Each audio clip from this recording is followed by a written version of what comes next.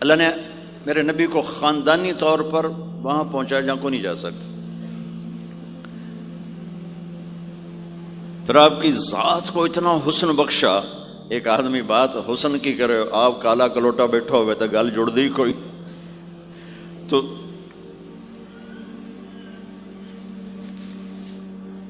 آپ تشریف لے جا رہے تھے ہجرت کر کے، تو راستے میں ایک رابغ ایک جگہ آتی ہے، وہاں بھوک لگی، پیاس لگی، وہ کھانے کا سامان تھا نہیں، تو ایک بڑھیا عورت کا خیمہ دیکھا. وہاں پہنچے تو کہا ماں جی کچھ کھانے کو ملے گا؟ میں نے کہا بیٹا قحط کا زمانہ ہے، کچھ نہیں ہے. تو ایک مریل بکری کھڑی تھی وہاں، بالکل چمڑا تھے ہڈی. ہم نے کہا میں اس سے دودھ نکال لوں؟ ان کا بیٹا یہ تو بن بیاہی بکری ہے اور ماس اس کے اوپر نہیں ہے، یہ کیا دودھ دے گی؟ کہ آپ اجازت دو. ان کا لہلا چونکہ غیر فطری کام ہو رہا تھا تو لہٰذا اس نے آپ کو غور سے دیکھا کہ یہ کون ہے جڑا ایو جی بکری جو دودھ کڈو ہے. لہٰذا آپ کیسے دیکھنے لگی. تو آپ نے بکری کو کھینچا اور اس کے تھنوں کو ہاتھ لگایا، وہ نیچے لٹک گئے اور ایک پورا ڈول دودھ سے بھر دیا. بکری سے یہ گلاس بھی نہیں بھرتا بکری کے دودھ سے، لیکن وہ پورا ڈول بھر دیا. اپنے تینوں ساتھیوں کو پلایا، پھر خود پیا. پھر دوبارہ دودھ نکال کے پورا ڈول بھر کے اس اماں کو دیا، چلے گئے. بکری کی عمر 7 سال ہوتی ہے، 7 سال تک زندہ رہتی ہے، ذبح نہ کریں مر جاتی. یہ بکری 22 برس زندہ رہی اللہ کے نبی کے ہاتھ لگنے کی برکت سے. 22 برس اس بکری نے عمر پائی. جب شام کو اس کا خامد آیا، وہ کہنے لگا اے دودھ کتھوں ہے؟ وہ کہنے لگی ایس بکری چو وزا گیا کملی ہو گئی، اتھو دودھ کتھوں آ گیا؟ وزا گیا اسے چو آیا، وزا گیا اپنی عقل دا علاج کرو، یہ کتھوں آ گیا؟ کہا نہیں، ایک کوئی جادوئی شخصیت والا نوجوان آیا تھا، اس کے ہاتھوں میں کوئی طاقت تھی، اس نے تھنوں کو ہاتھ لگایا اور چشمہ بنا دیا. اچھا کیسا تھا ذرا بتاؤ؟ سفیلی، ذرا دسے نہ کیوں جائے. اب اس نے بتایا کہ میں نے کیا دیکھا، اور وہ کمال کیا اس بڑھیا نے کہ آج تک بڑے بڑے علماء ان الفاظ کا ترجمہ کرتے ہوئے تھک رہے ہیں. وہ کہنے لگی ابا معبد رأيت رجلا ظاهر الوضاء أبلج الوجه حسن الخلق لم تعبه ثجلة لم تزر به سعلة أزج أقرا وسيم قصيم في عينيه تعج في صوته صحل في لحيته كثافة في عنقه سطع إن تكلم علاه البهاء وإن سكت علاه الوقار وهو أندر الثلاثة. مجھے بھی ہمیشہ اس کے ترجمے میں تھکنا ہی پڑتا ہے، لیکن مجھے اس کی بڑی ایک تعبیر اللہ نے سجائی.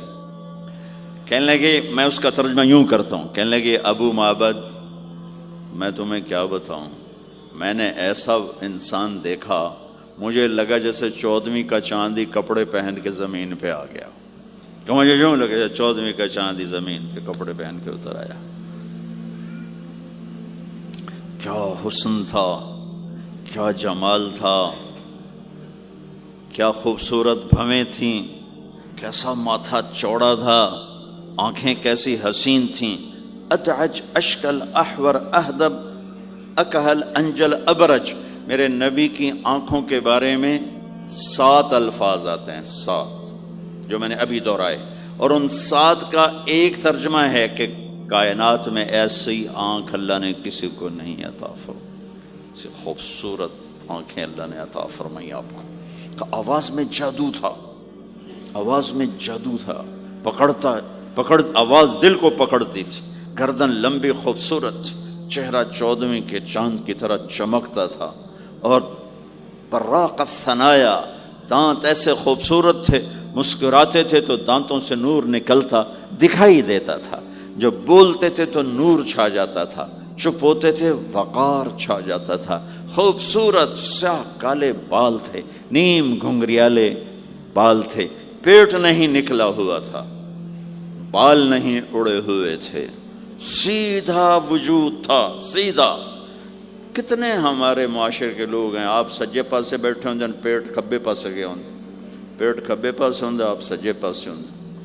تو اللہ نے کھانا حلال حرام بند کیا ہے، حلال کھاؤ، حلال کا بھی طریقہ سکھایا کہ ماں بنتے نہ کھاؤ، بندہ بنتے کھاؤ، اتنا نہ کھاؤ کہ چربیاں چڑھ جائیں، زیادہ کھانا انسانیت نہیں، کم کھانا انسانیت۔ بیچ میں بات آگے کہہ رہا ہوں، میرے نبی نے کہا سب سے بدترین برتن جسے انسان بھرتا ہے اس کا پیٹ ہے، سب سے بدترین برتن جسے انسان بھرتا ہے اس کا پیٹ ہے۔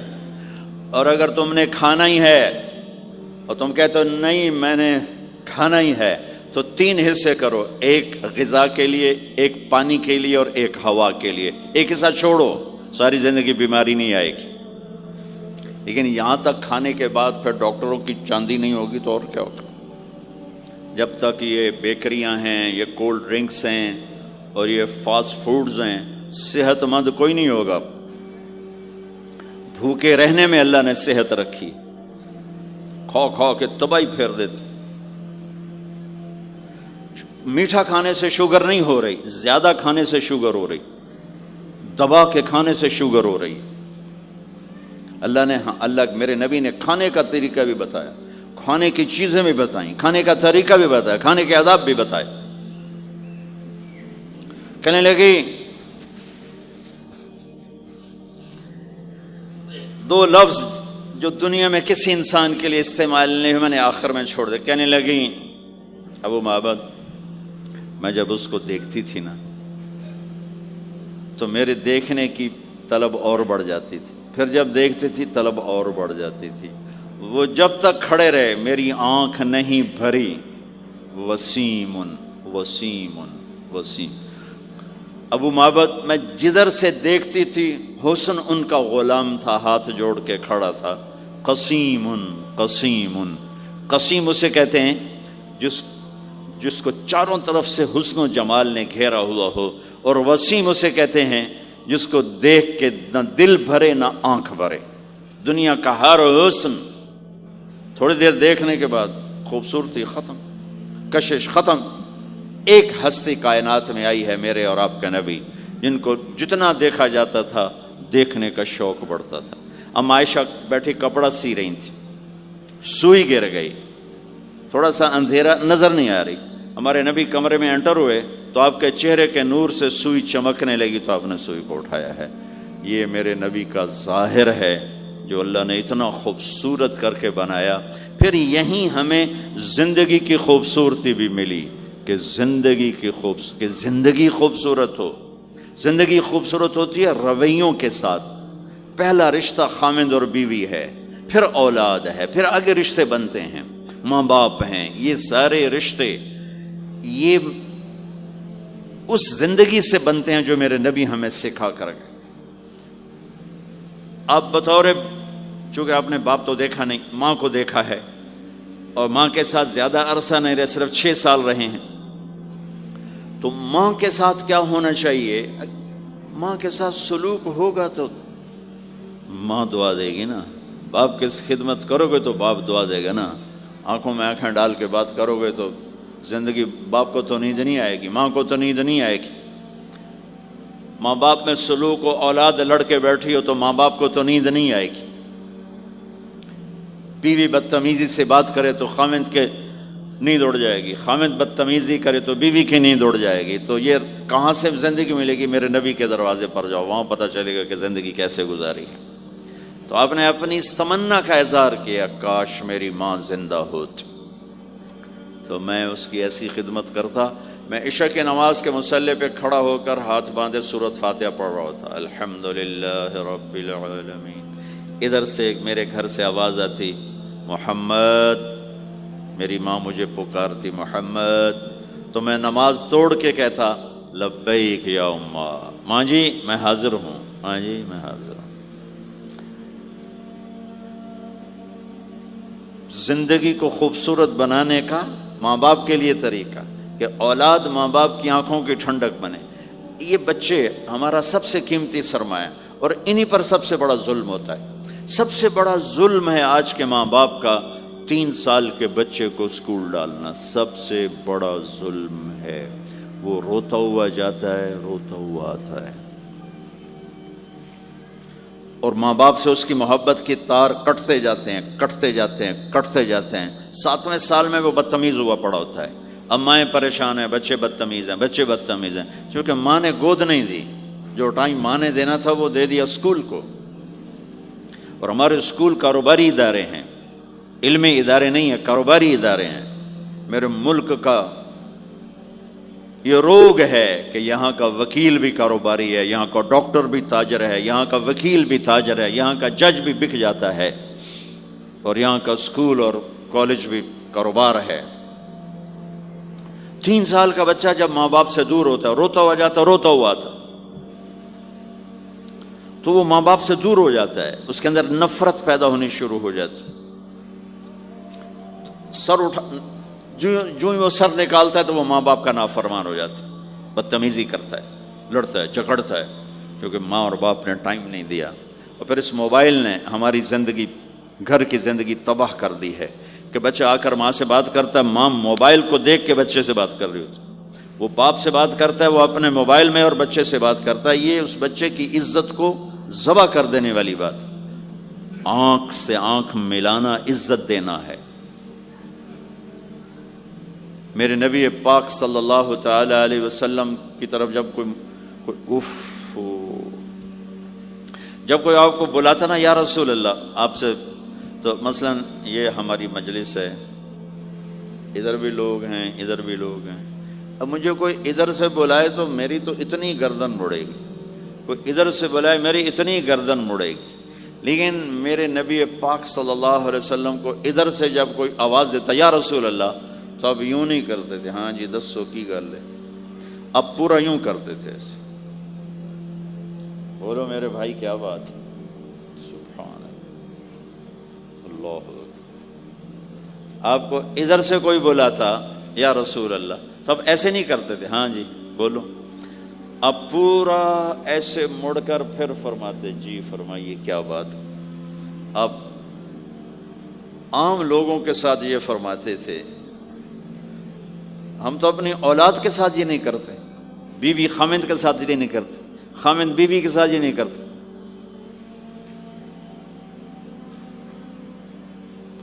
تو وہ ایک گیپ پیدا ہو جاتا ہے، ایک فاصلہ پیدا ہو جاتا ہے. تو میرے نبی نے بتایا کہ ماں باپ کے ساتھ کیا کرنا ہے. کہ میری ماں ہوتی تو میں نماز ہی توڑ دیتا اس کے لیے. حج کا سفر 70,000 کا مجمع تقریباً جمع ہو چکا ہے ابوا پہنچتے پہنچتے، اور آپ ایک دم اونٹنی کا رخ موڑو، پہاڑوں میں چلے گئے. میری زندگی سفروں میں گزری ہے، ان میں خوبصورت ترین سفر میرا وہ ہے جو میں نے حضرت اماں آمنہ کی قبر پہ حاضری تھی. پہاڑوں کے اندر آپ اندر تشریف لے گئے، مجمع بھی ساتھ ہو گیا، کدھر جا رہے ہیں، اونٹنی کو بٹھایا. پہاڑ ہے کچھ 40-50 فٹ اونچا، اس کے اوپر قدرتی ایسے ایک پلین بنا ہوا ہے جیسے اللہ نے پہلے سے سنبھال کے رکھا ہوا تھا.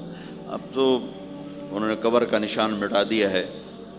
تو ماں کی قبر کے سرہانے تشریف لے گئے اور گھٹنے اٹھائے،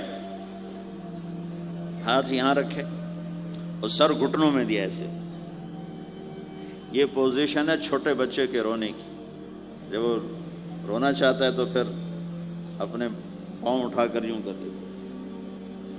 پھر اس کے بعد آپ ایک معصوم بچے کی طرح روئے، اور اتنا روئے کہ آپ کی ساری داڑھی آنسوں سے تر ہو گئی، آپ کا احرام تر ہو گیا، اور اپریل کی دھوپ تھی. اور آپ نے فرمایا میں آج رات یہیں قیام کروں گا. میں وہاں گیا ہوں، وہاں 2 آدمی نہیں ٹھہر سکتے. میرے نبی نے کہا میں یہیں ٹھہروں گا. آگے کوئی 6-7 میل دور انتظام تھا حاجیوں کے اس قافلے کے ٹھہرنے کا. کچھ لوگ چلے گئے ہوں گے، لیکن آپ نے وہ رات اپنی ماں کے سرہانے گزاری. اور میں جب وہاں پہنچا تو مجھے چونکہ سیرت پڑھی تھی تو مجھے چشم تصور میں وہ نظر آ رہا تھا. حضرت آمنہ کی عمر صرف 25 برس تھی اور ہارٹ اٹیک ہوا اچانک، بولا نہیں جا رہا. اور اللہ کے نبی ماں کو دیکھ کے گھبرا رہے ہیں کہ کیا ہوا، 6 سال کا بچہ پہلی موت دیکھ رہا ہے، وہ بھی ماں کی. تو مجھے ہارٹ اٹیک ہوا تو بولا نہیں جاتا، بلا رہے ہیں بولا نہیں جا رہا، آواز نہیں نکل رہی. تو بلا رہے ہیں، ام ایمن بھی ساتھ ہے، آواز نہیں نکل رہی. لیکن بجھنے سے پہلے شمع کے جو بھڑکتی ہے 2 لفظ بولے، کل حی میت و کل جدید بال وقد ولدت طہرا. میرے بچے، ہر جوانی ڈھلتی ہے اور ہر زندگی موت کا نوالا بنتی ہے. مجھے لگتا ہے میرا وقت آ گیا ہے، لیکن میں ایک ایسے بچے کو چھوڑ کے جا رہی ہوں جو ساری دنیا کو پاک کر دے گا. پاکیزہ چھوڑ کے جا رہے ہیں. تو پتھروں میں ہی دبایا، کوئی کھودنے کا تو انتظام ہی نہیں تھا. تو جب پہاڑ سے نیچے اترے تو اللہ کے نبی نے ایک دم ہاتھ چھڑایا، دوڑ لگائی اور پھر پہاڑ پہ چڑھ گئے. تو ام ایمن آپ کی ماں ہے، دودھ پلا. 8 عورتوں نے میرے نبی کو دودھ پلا، ان میں ایک ام ایمن بھی. وہ جب پیچھے گئیں تو ایسا منظر تھا جس کو دیکھ کر شاید زمین بھی رو رہی ہوگی اور آسمان بھی اور ابوا کے پہاڑ بھی. آپ ماں کی قبر پر ایسے لپٹ ہوئے اپنے سینے کو پتھروں کے ساتھ اور یوں دونوں ہاتھوں سے پتھر لیے ہوئے تھے. جب آپ ام ایمن قریب آئیں تو آپ سنا تو آپ فرما رہے تھے، ماں جی آپ کے سوا تو میرا کوئی نہ تھا، آپ بھی مجھے چھوڑ کے چلی گئیں، میرے لیے اب کس کی گود ہے. تو ام ایمن رضی اللہ عنہ نے اٹھانا چاہ کے، بیٹا اٹھو، تو آپ نے انکار کر دیا. تو ام نے کھینچ کے نیچے لائیں اور زبردستی لائیں اور اونٹنی پر بٹھایا. اور آگے 2 راتوں کا سفر تھا، وہ سب میرے نبی کے خاموش آنسوؤں سے آپ کا گریبان تر ہوتا گیا. اور آگے نہ کوئی خالہ ہے، نہ کوئی اور آسرا ہے، نہ باپ ہے. باپ اور ماں ہی بڑا سہارا ہوتے ہیں. دادا نے کفالت میں لیا 8 سال کی عمر میں، ان کا بھی اللہ نے ان کو بھی اپنے پاس بلا لیا. تو وہ سارا منظر میرے سامنے گھوم رہا تھا، اوپر سے سورج ڈوبنے والا تھا. تو وہ عجیب کیفیات تھے، وہ میں بیان نہیں کر سکتا ہوں.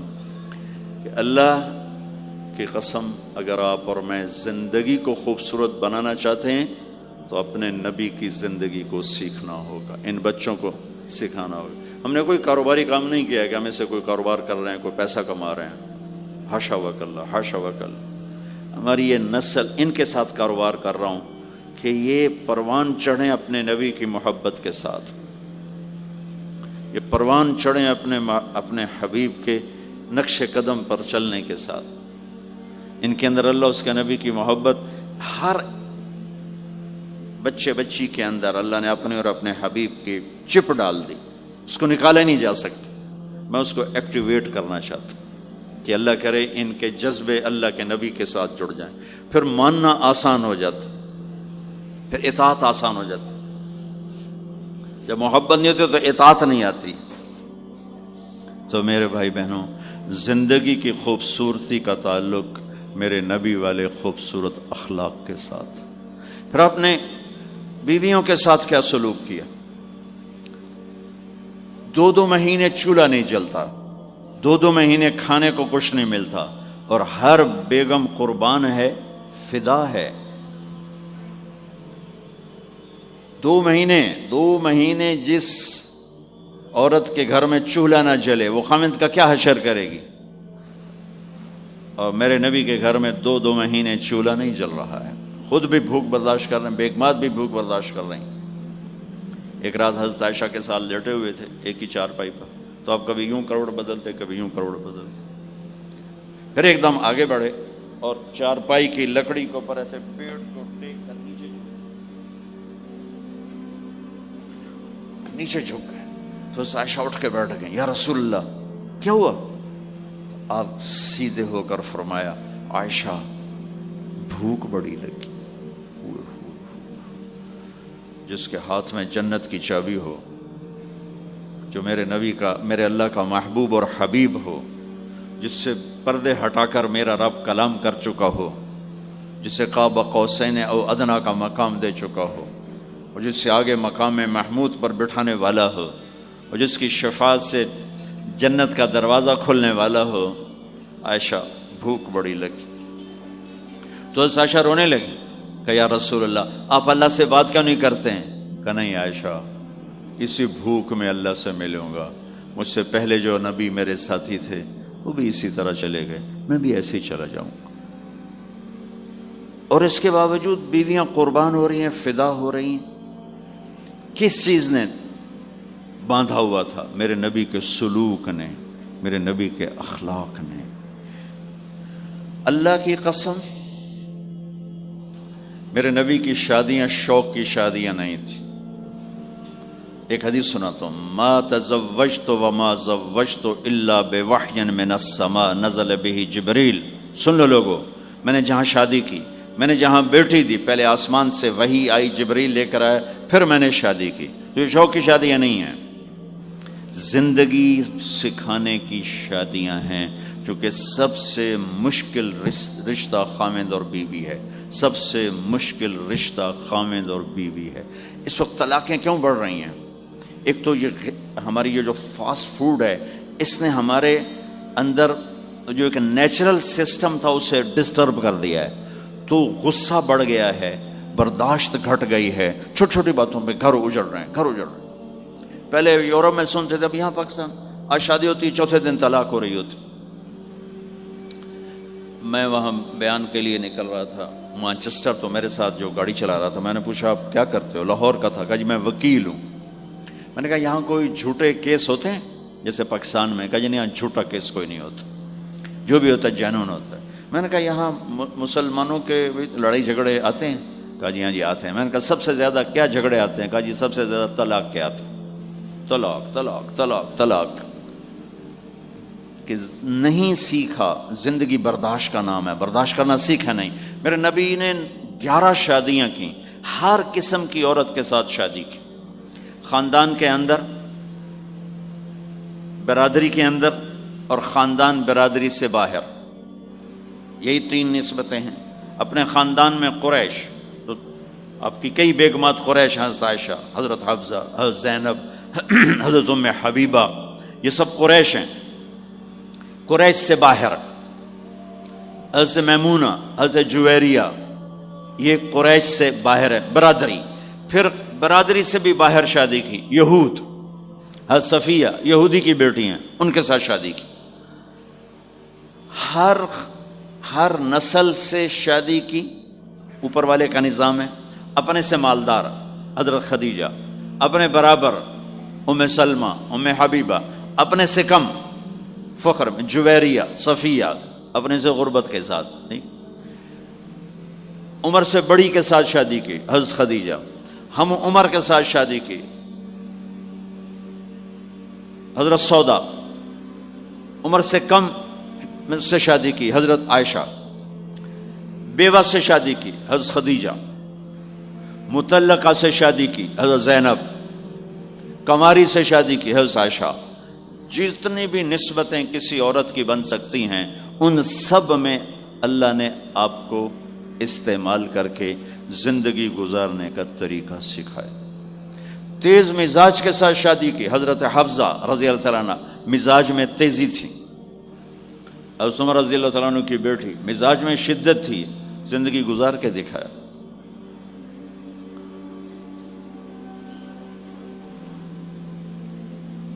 ایک آپ کو حدیث سناتا ہوں، اللہ کی قسم صرف ہمیں سکھانے کے لیے۔ جس ہستی نے اللہ کو آنکھوں سے دیکھ لیا ہو، اس کے لیے عورت کیا چیز ہے، دنیا کیا چیز ہے۔ میرے نبی کا معراج کے بعد دنیا میں واپس آنا سب سے بڑا مجاہدہ اور قربانی ہے۔ جنت میں اللہ ہمیں نصیب کر، جب اللہ کا دیدار ہوگا تو اس کے بعد اللہ کی قسم جنت والوں کو جنت بھول جائے، عورتوں کو خامد بھول جائیں گے، خامدوں کو بیویاں بھول جائیں گی، اور جنت کی ہر نعمت بھول جائے گی، صرف اللہ کو دیکھنے میں گم ہو جائیں گے۔ اور میرے نبی اپنی آنکھوں سے اللہ کو دیکھ کر آئے ہیں، ٹھیک ہو گیا۔ اب ایک حدیث سنو کہ عائشہ مجھے جب سے پتہ چلا ہے نا کہ تو جنت میں میری بیوی ہے، تو میرے لیے تو مرنا ہی آسان ہو گیا ہے۔ اللہ اکبر۔ یا عائش انہ لیہون علی ان اریتک زوجتی فی الجنہ، میرے رب کی قسم ہمیں آپ کو سمجھانے کے لیے، ہمیں آپ کو بتانے، عائشہ مجھے جب سے پتا چلا ہے نا کہ تو جنت میں میری بیوی ہے، مجھے تو مرنا اچھا لگنے لگا ہے، مجھے تو مرنا اچھا لگنے لگا ہے کہ تو جنت میں میری بیوی ہے۔ سبحان اللہ۔ ادھر اچھا جی جنت بھی یہی لبنی ہے جی، یہ جنت جا کے بھی یہ جنالی رانا ہے، یہاں یہ باتیں سننے کو ملتی۔ اور میرا نبی کہہ رہا ہے عائشہ مجھے پتہ چلا ہے کہ تو جنت میں میری بیوی ہے، تو میرے لیے تو مرنا ہی آسان ہو گیا۔ سبحان اللہ، کیا خوبصورت، اللہ کی قسم یہ دلداری تھی۔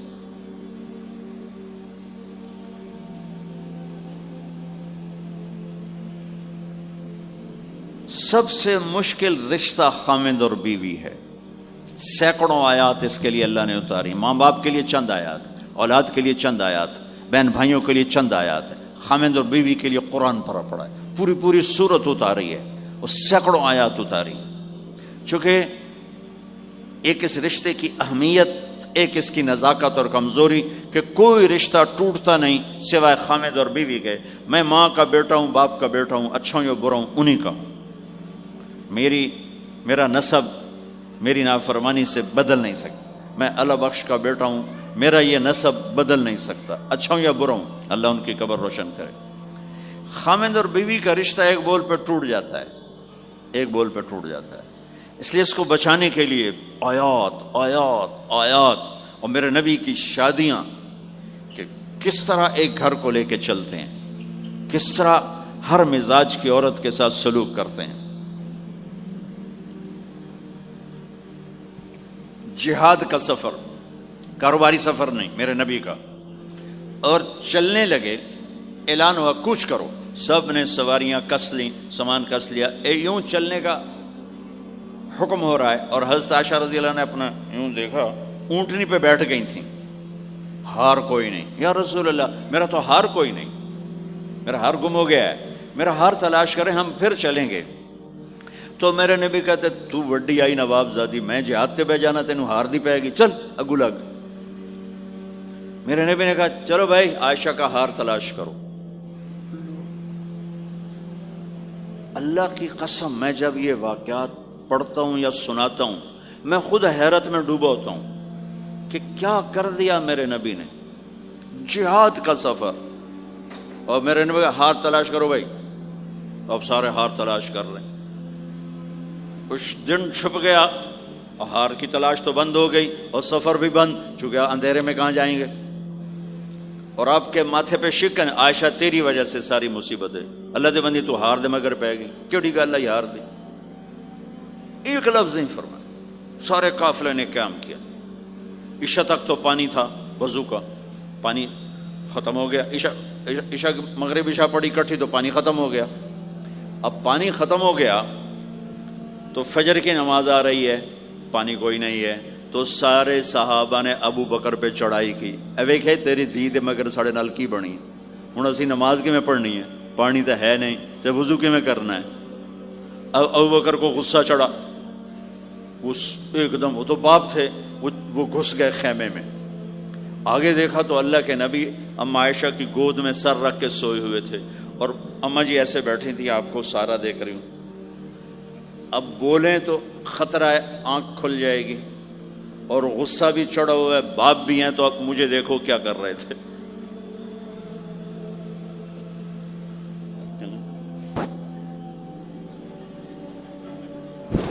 تیرے جو پھر یوں ماری زور سے انگلی بیٹی کے نا یہاں، پہلے یوں کرتے پھر ایسے ماری زور سے، وہ کہنے کہ میں ایسے سخت ہو گئی تاکہ میں ایسے نہ ہوں کہ اگر میں تھوڑا حرکت کی تو اللہ کے نبی کی آنکھ کھل جائے گی، تو ماری گیا ٹھا ٹھا ٹھا، وہ منہ سے کہہ رہا، اور وہ ایسا کر کے بیٹھی چمک، غصے میں باہر چلے۔ اب آپ کی آنکھ کھلی فجر پر، تو عائشہ نے کہا یا رسول اللہ وہ تو باہر تو بڑا مسئلہ ہو گیا ہے، پانی کوئی نہیں ہے اور نماز کا وقت ہو گیا ہے، وضو کیسے کریں؟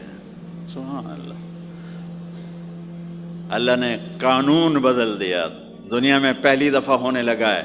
1,24,000 نبی آئے، پانی نہ علی وضو ہو سکتا ہے، اس کے علاوہ نہیں ہو سکتا۔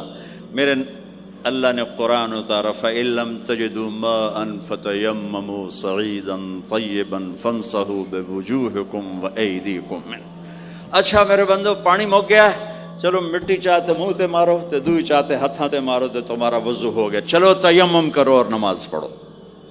اب وہ جو سارے ابو بکر پہ غصے ہو رہے تھے نا، عائشہ کہنے لگے واہ ابو بکر بھائی تیرے طفیل کی کم بن گیا، تیری دھی دے طفیل کی کم بن گیا۔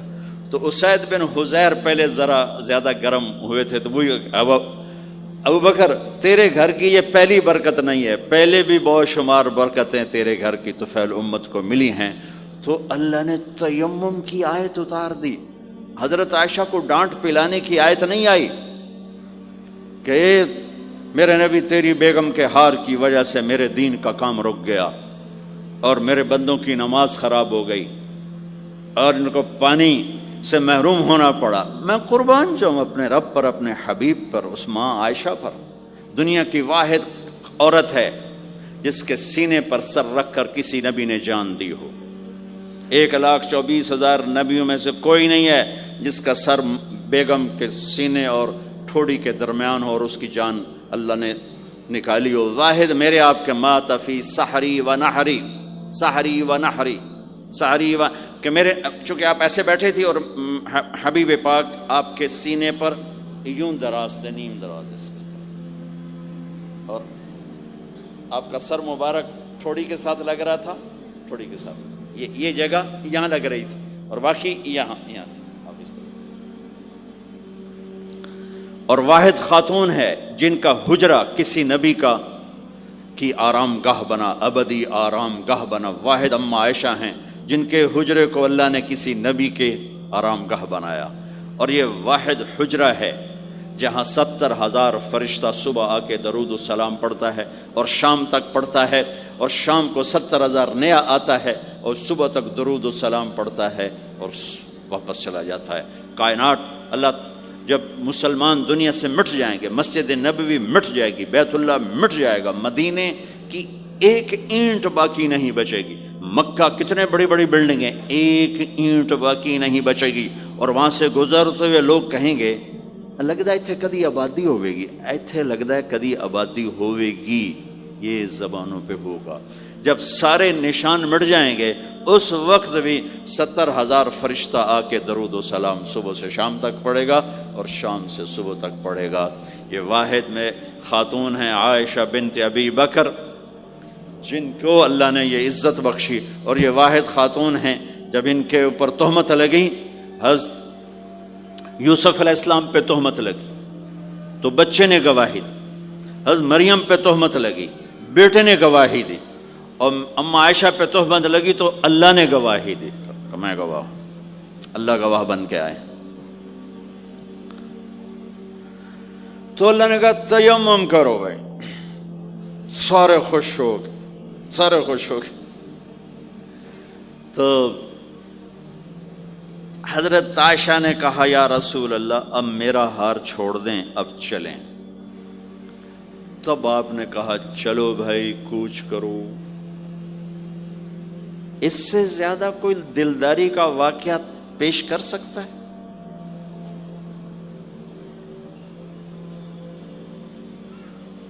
سبحان اللہ۔ اور جب اونٹنی کو اٹھایا گیا وہ ہار کا دھاگا ٹوٹا اور پھسل کے اونٹنی کے نیچے چلا گیا، وہ سارے کھبے سجے ویندے رہ گئے، ہار نیچے پڑا تھا۔ جب اونٹنی کو اٹھایا تو ہار نیچے سے نکلا، تو صاحب نے کہا لے بھی عائشہ اے تیرا ہار بھی لب گیا۔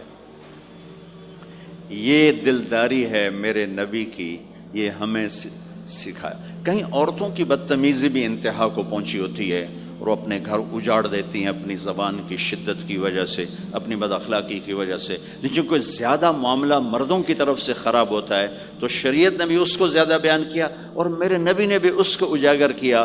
اور میرے نبی کی آخری تقریر، آخری خطبہ حجۃ الوداع کا، صرف ایک رشتے کو بیان کیا، صرف ایک رشتے کو بیان۔ ہم کتنے رشتوں میں جکڑے ہوئے ہیں، ماں باپ، بہن بھائی، چاچا تایا، خالہ خالو، دادا دادی، نانا نانی، ساس بہو، کتنے ہم رشتوں میں جکڑے ہوئے ہیں۔ میرے نبی نے صرف ایک رشتے کا حق بیان کیا، استوصوا بالنساء خیرا، میں تمہیں تمہاری بیویوں کے بارے میں وصیت کر رہا ہوں، ان کے ساتھ اچھا سلوک کرنا۔ صرف ایک رشتے کو بیان فرمایا،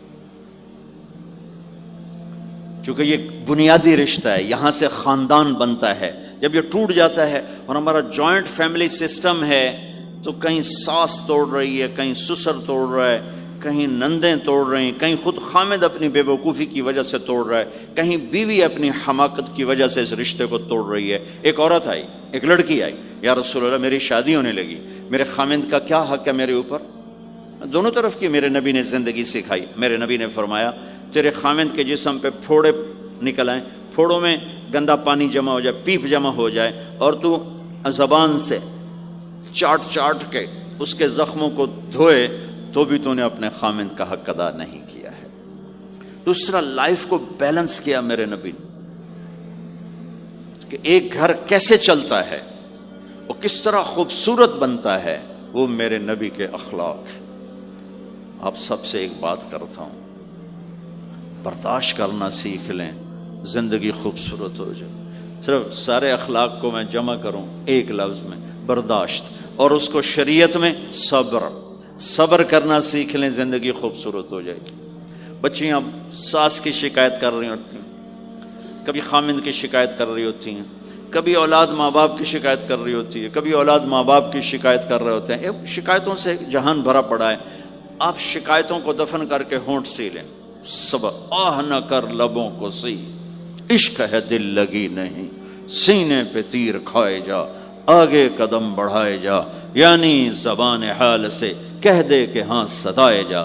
جو ستاتا ہے چپ ہو جاؤ، جو ستاتا ہے چپ ہو جاؤ۔ اللہ کی قسم آپ ایسی طاقت بنو گے کہ پہاڑ بھی راستہ دیں گے۔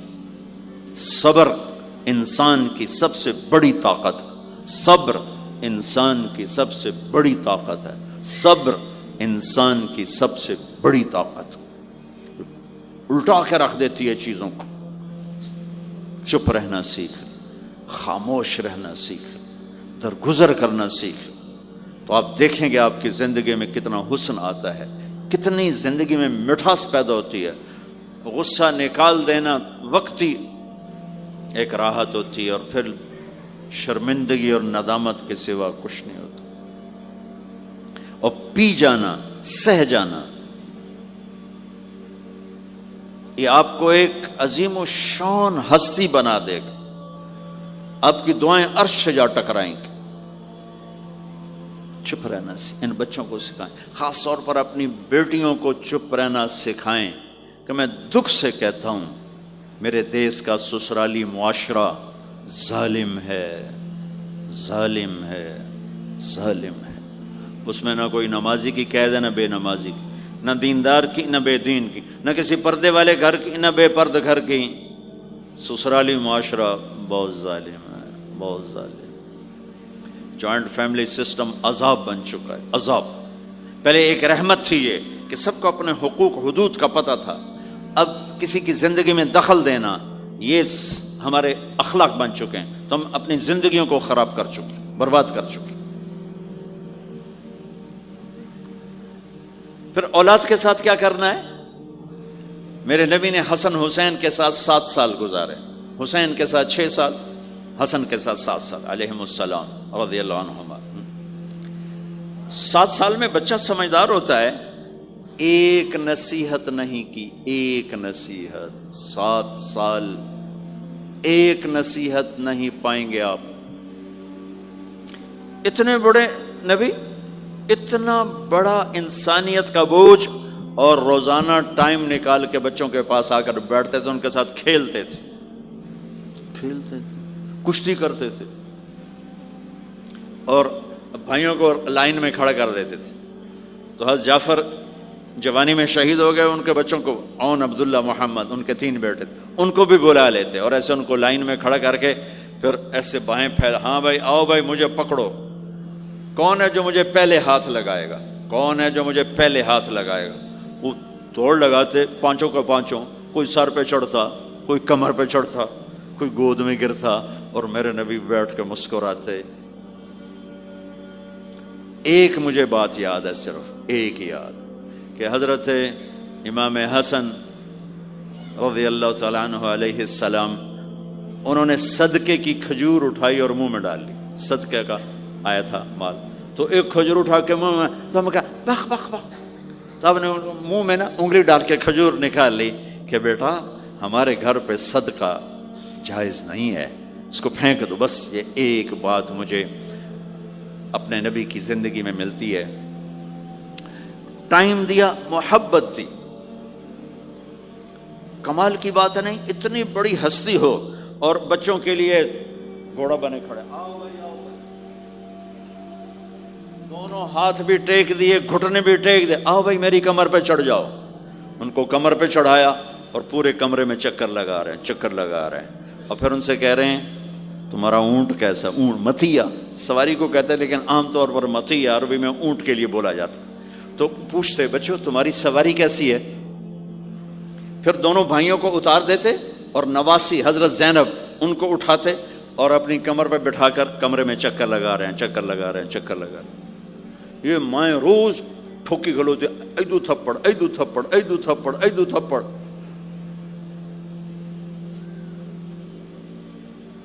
ساری مائیں سکول ماسٹر بنی ہوئی ہیں، بس ٹھوکی جاؤ، ڈنڈے ماری جاؤ، بس ایسی بے وقوف ہیں کہ جتنی محنت یہ کھانے پر کرتے، اپنے کپڑے کو سجانے پر کرتے، اس کا 100واں حصہ بچوں پہ کریں، ان کے بچے جنید بغدادی بن جائیں۔ ایک سکول کے حوالے کیا 3 سال کی عمر، پھر ٹیوٹر کے آتے، ٹیوٹر کے حوالے، اکیڈمیوں کے حوالے، پوچھو تو پتر ان کے روبوٹ ان کدی یہیں بھجے جاندے، کدی یہیں بھجے جاندے، کدی یہیں بھجے جاندے۔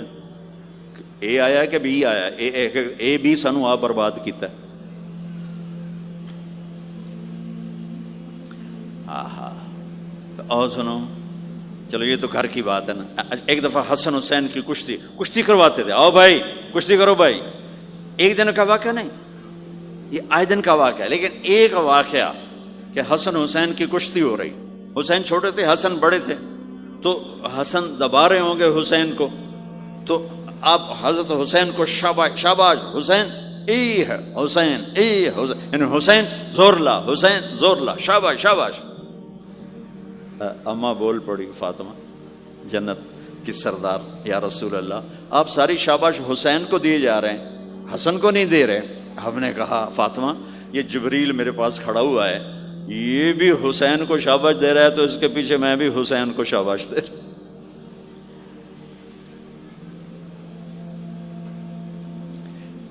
اس سے اور عجیب سنو،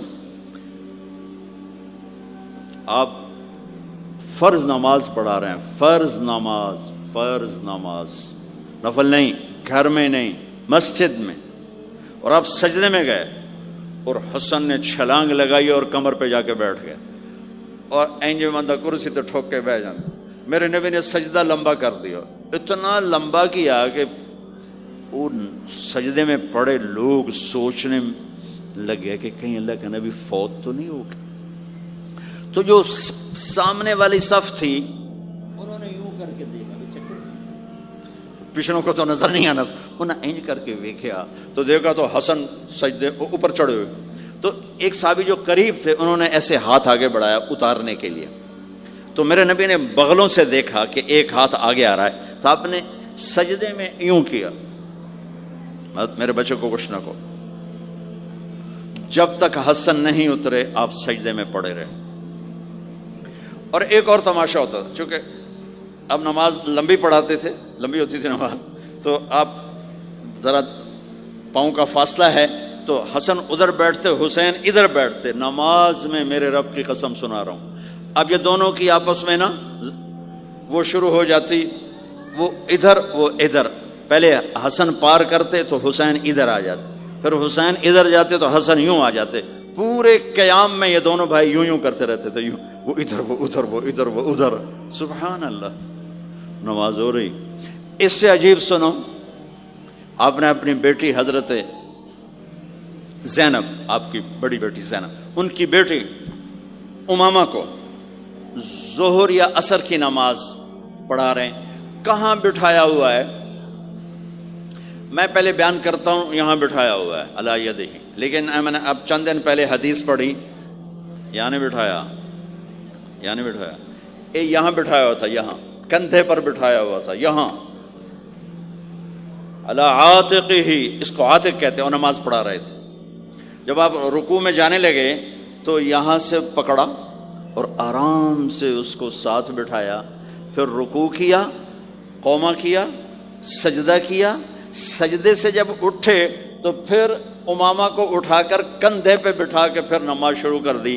4 رکعتاں میرے نبی انج پڑھائیاں کہ نواسی یہاں بیٹھی ہوئی ہے، صرف زندگی سکھانے کے لیے، صرف زندگی سکھانے کے لیے۔ بچوں کو پیار اتنا دو کہ وہ آپ پہ قربان ہوں، ڈنڈا، سوٹا، تھپڑ، بدتمیزی، ڈانٹ ڈپٹ، یہ دوریاں پیدا کر دیتی۔ بہت چھوٹی عمر میں نے سگریٹ پینے شروع کر دی، کچھ 7-8 سال کی عمر میں نے سگریٹ پینے شروع کر دی۔ گاؤں میں تھے تو کوئی ماحول تو تھا نہیں، تو گھر والوں کو پتہ چل گیا، تو اب مجھے سگریٹ سے روکنے کے لیے سمجھایا جا رہا ہے۔ جی کیسے سمجھایا جا رہا ہے؟ میری ماں نے میرا منہ کھولا نہیں کر کے، تو میرے ماسی نے چمٹا نپے تے وچ انگارا ہے تو این کر ٹھوکاں تیرے منہ وچ، ٹھوکاں تیرے منہ وچ۔ یہ مجھے سگریٹ سے روکا جا رہا ہے۔ جی مجھے منظر نہیں بھولتا، میری ماں نے دونوں ہاتھوں سے میرے جبڑے یوں کھینچے اور میری ماسی نے انگارا چمٹے میں ڈال کر، پاواں تیرے منہ وچ، پاواں تیرے منہ وچ، پیویں گا سگریٹ؟ او میں نہیں پیندا، او میں نہیں پیندا۔ ٹھیک، باہر نکل کر میں نے پہلا کام سگریٹ سلگایا، اور میرے چھوٹے بھائی نے دیکھ لیا میری مصیبت، طاہر میاں، وہ مجھ سے بھی 2 سال چھوٹا، 5 سال تھا، میں 7 سال، وہ 5 سال۔ میں کہتا میری شکایت لاوے گا، میں کہا تلی تلی دیا میں نے سگریٹ اس کے منہ میں لگایا، تو بھی پی میں بھی پینا، تاکہ میری شکایت نہ لگائے۔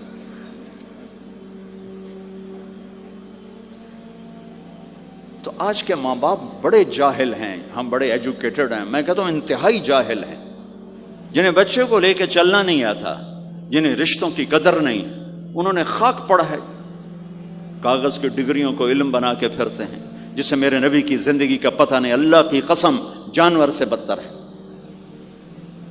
جاہل ترین ہے جسے اپنے آقا کی زندگی کی خبر نہیں۔ حضرت حسن آپ کے پیٹ پر بیٹھے ہوئے، آپ ان کے ساتھ کھیل رہے ہیں، اچانک حسن نے پیشاب شروع کر دیا۔ مجھے یاد نہیں، میرے بچے بچیاں ماشاءاللہ، میں نے ان کو اٹھایا ہوا تھا اور مجھے پیشاب محسوس ہوا تو میں نے اسے بیٹھے رہنے دیا ہو، مجھے یاد، میں اسی وقت پیچھے یا منجی تے سٹے یا ہیٹھاں سٹے پیشاب اتنے کرتا الو جائے نہیں۔ ٹھیک، میرے نبی پاک صلی اللہ علیہ وسلم کے نواسے حسن آپ کے پیٹ پر بیٹھے تھے، پیٹ ننگا تھا، تو آپ ان کے ساتھ کھیل رہے تھے تو انہیں پیشاب شروع کر دیا۔ میرے نبی ایسے بے حس و حرکت ہو کہ کہیں بچے میری حرکت سے بچے کا پیشاب نہ رک جائے، تو آپ ایسے ہو تو پورا پیشاب کیا اور آپ ہلے نہیں۔ جب وہ پیشاب سے فارغ ہوئے پھر آپ اٹھے اور بچے کو الگ بٹھا کر اپنے جسم پہ پانی ڈال کے اپنے آپ کو صاف کر کے تو آگے دوبارہ ان کے ساتھ کھیلنا شروع کر دیا۔ میں آپ کو اپنی نبی کی وہ زندگی بتا رہا ہوں جس کو اپنانے سے میری زندگی بھی خوبصورت ہو جائے گی، آپ کی بھی۔ ہم فخر سے کہتے ہیں ہمارے نبی نے چاند کے 2 ٹکڑے کر دیے، معراج پہ آسمان چیر کے چلے گئے، یہ بہت بڑے معجزات ہیں، لیکن میرے نبی کا سب سے بڑا معجزہ ہے کہ ہمیں ایک خوبصورت زندگی سکھا کر گئے۔ آپ کے اخلاق، میرے نبی کے اخلاق میرے نبی کا سب سے بڑا معجزہ ہے۔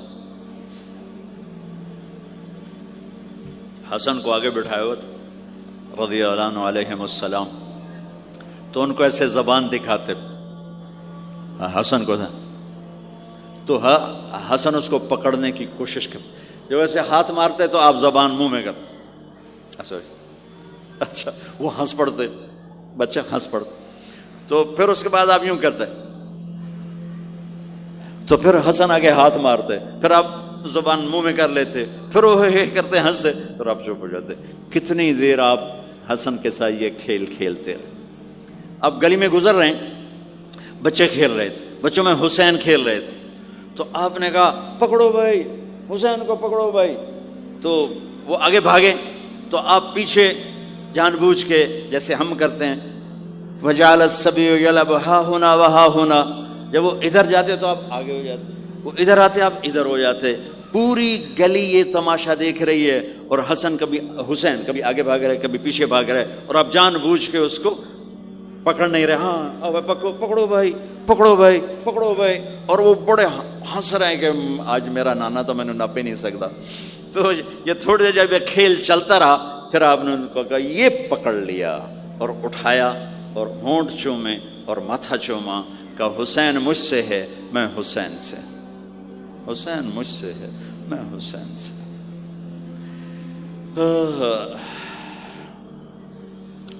میرے بھائی بہنوں عزیزو، اسلام ہی تو خوبصورت زندگی سکھاتا ہے، وہی ہم نے بھلا دیا۔ کپڑے کیسے ہوں، ٹائی کیسی ہو، کوٹ کیسا ہو، گاڑی کیسی ہو، کھانا کیسا ہو، لباس کیسا ہو، سواری کیسی ہو، گھر کیسا ہو، ڈرائنگ روم کیسا ہو، میچنگ کیسے ہو، بھلا اس کو زندگی تھوڑا ہی کہتے۔ تو آپ سب سے کہتا ہوں کہ اپنے نبی کی زندگی اور سیرت کو پڑھیں، اس کو سیکھیں۔ یہ تبلیغ کا کام ایک عملی محنت ہے، سیکھنے۔ ان بچوں پر محنت کر رہے ہیں کہ اللہ کرے یہ پروان چڑھے تو ان کے اندر اللہ اس کے رسول کا پیار ہو، تو پھر یہ خود ہی چلنا شروع کریں گے۔ یہ میں نے سیرت کی چند جھلکیاں، چونکہ آپ پوری فیملیز بیٹھی ہوئی ہیں، اور فیملیز کے رشتوں میں ماں کا رشتہ، باپ کا رشتہ، بیوی کا رشتہ، خاوند کا رشتہ، اولاد کا رشتہ، یہ چند بڑے رشتے ہیں، اسی کو میں نے آپ کے سامنے پیش کر دیا ہے کہ اس کو سیکھنا پڑتا ہے، اس کے لیے اپنے ذات سے لڑنا پڑتا ہے، تب جا کر زندگی میں حسن اور کمال پیدا ہوتا ہے۔ میری بات یاد رکھیے گا، کبھی زندگی کو خوبصورتی چیزوں سے نہیں ملتی، زندگی کی خوبصورتی میرے نبی والے پیارے اخلاق کے ساتھ۔ جس کو یہ مل گئے اس کے گھر میں 14ویں کا چاند ہر وقت چمکے گا، اور نصف النہار کا سورج ہر وقت چمکے گا۔ جس کے اخلاق بگڑ گئے ان کی دن بھی رات بن جائیں گے اور رات بھی رات بن جائے گی۔ اللہ اس نسل کو آپ کی آنکھوں اور ہماری آنکھوں کی ٹھنڈک بنائے، اور ایسے ہماری اس محنت کو قبول فرمائے۔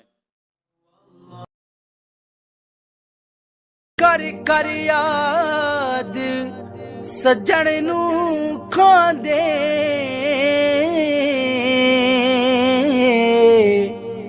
بھن بھن جگر نوالے،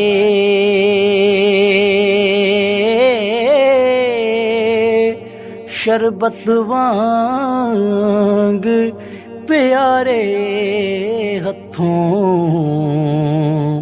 پیون زہر پیالے، شربت وانگ